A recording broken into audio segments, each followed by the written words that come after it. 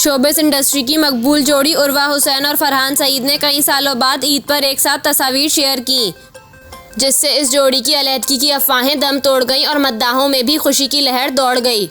साल 2020 से ही दोनों के दरमियान तलाक की खबरें ज़ेरे गर्दिश थीं और इन सालों में दोनों ने सोशल मीडिया पर एक साथ तस्वीर भी पोस्ट नहीं की थी।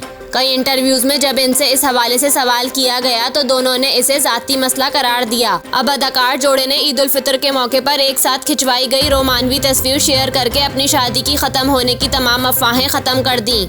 तस्वीरों में उर्वा हुसैन ने गुलाबी और फरहान सईद ने सफ़ेद रंग का लिबास पहना हुआ है। खुशगवार मूड में दिखने वाले इस जोड़े ने इन तस्वीर के जरिए मद्दाहों को ईद की मुबारकबाद पेश की।